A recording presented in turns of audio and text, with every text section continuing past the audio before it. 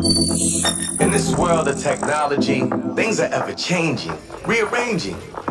You need someone to help you out. I know someone who can. Come and take a journey with me as we go through the land of technology. You'll never be alone. You'll be with Paul Amadeus Lane in the Tech Zone. Welcome back to the Tech Zone here, live from CES 2018. I am Paul Amadeus Lane, and I'm so happy to be back with you. This is our last segment of the show. It's been some great things that we talked about, great things we saw, some great people out there, and we're going to be playing a lot more of our interviews on future shows because there's so much content, we can't fit it into these couple of shows that we did. So what I wanted to do right now in our last segment is really introduce you to a person who makes our live broadcast even possible here at CES. My great friend, Mark Silverstein, joining me. Mark, how you doing, my friend? I'm doing good, Paul. Thank you. Great to have you, my friend. And Mark, before we talk about your capacity and what you do outside of CES, how many CES have you been covering?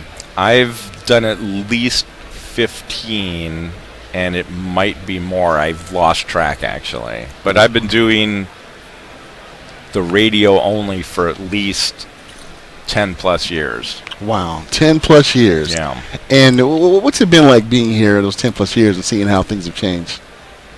It's interesting to me how much the technology has changed. In fact, today we were just talking about that this will be our last year probably using ISDN lines. Everything's,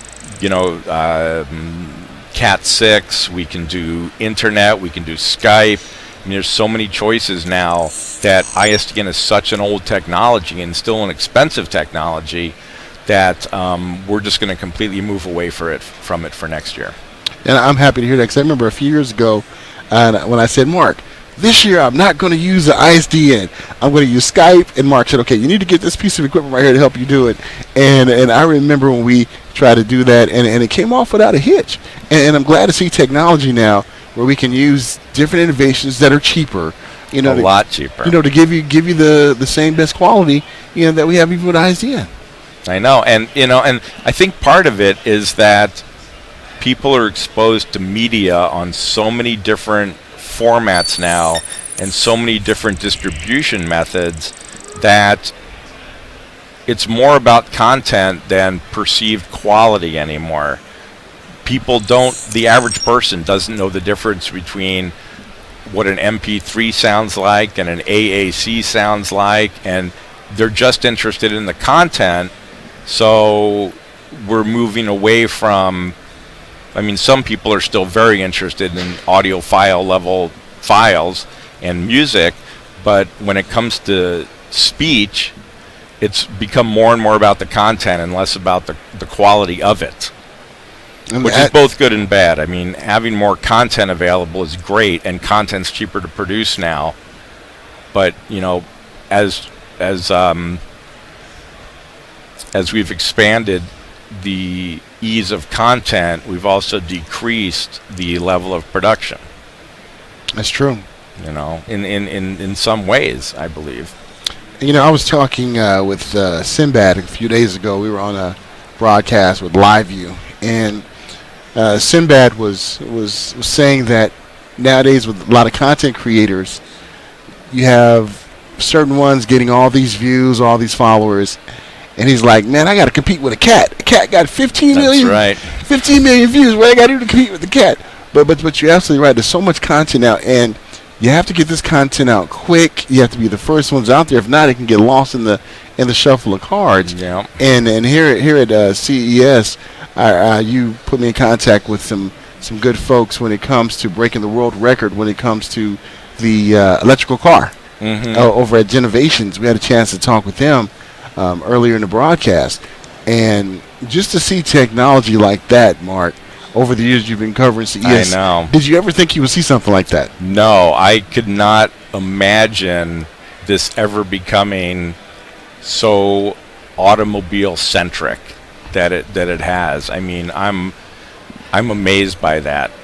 And everything that's going on is just, I go back and I talk to my students about it or my wife about it, and and they're just amazed that what's even going on. I mean, something as simple as this Thunderbolt box that you're using. I mean, a lot of our engineers haven't moved into Thunderbolt yet, so it's new for us, you know. But I think technology is a double-edged sword.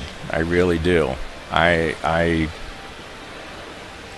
walk around here and I see everyone with their cell phones, and I go back home and see all our kids walking around in the hallway with their cell phones, and I think we're losing something in translation because of that at times. You know, the schools want kids to use their cell phones so they don't have to buy them devices to use instead. So we're in an interesting time, I think. I mean, I think that we're in a very interesting time with technology. And you know, a future show we're going to talk to a company called Kids Connect, and they kind of I'm familiar with them, and they kind of, you know, share your view about that. And what their device allows you to do is just have your kids be able to call emergency numbers. Yep. And it's what phones are supposed to be in the first place, especially for children. Mm-hmm. Children don't need a $1,000 iPhone. You know, what apps do they need to be on? You know, if you do it for safety, and he said, just get them like an iPad or something and make them use it in public in front of you, so you can make sure that things are not being done for nefarious purposes, so these kids can get in trouble. And you reference your kids. You're an educator. I am. I have a bachelor's degree in communications and filmmaking, and an associate's and a minor in education. And so growing up, I either wanted to be a filmmaker or a teacher, and now I've done both, and I teach filmmaking and media communications in Douglas, Arizona, which is on the Mexican border of Arizona, about an hour from New Mexico. So we're right in the corner of the state. I've been there about 10 years now. And talk about teaching your kids the ins and out of when it comes to filmmaking and other things that you teach them.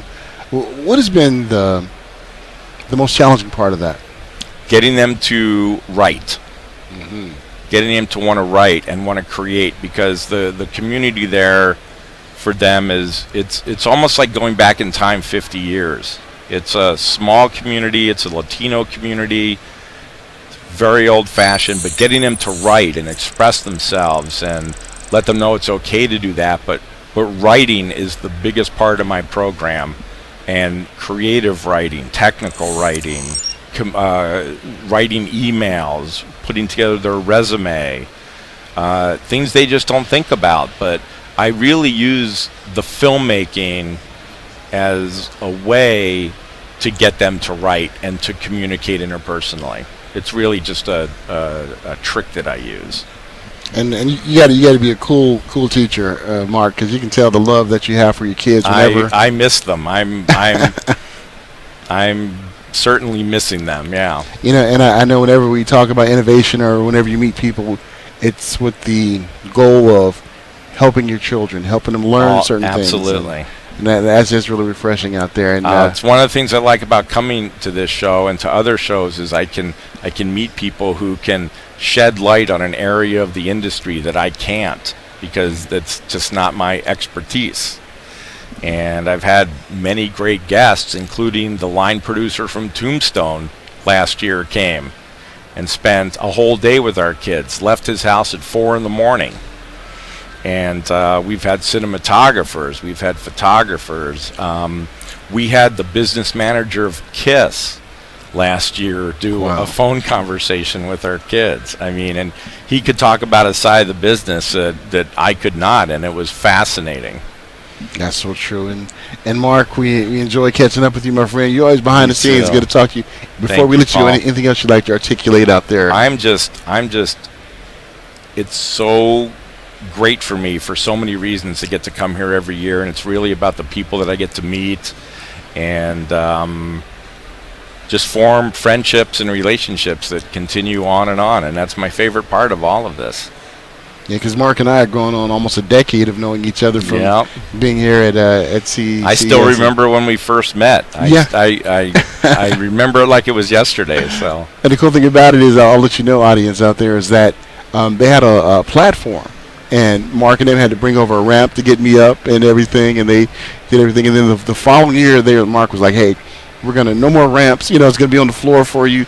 So I appreciate all the things that you guys have done. And Mark and I, we communicate throughout during the year. We do, and we really appreciate, Mark, everything that you do for us. We love you, my dear. You. And you give Maggie a big hug for us when you get back home. Absolutely. Thank you so much. All right. When we get back, no, not when we're back. We're done. So hey, thank you so much for being a part of our coverage here at CES 2018, and we look forward to CES 2019. Yes, we do. So take care of yourself, and we'll talk to you real soon, guys. In this world of technology, things are ever changing, rearranging. You need someone to help you out. I know someone who can. Come and take a journey with me as we go through the land of technology. You'll never be alone. You'll be with Paul Amadeus Lane in the tech zone.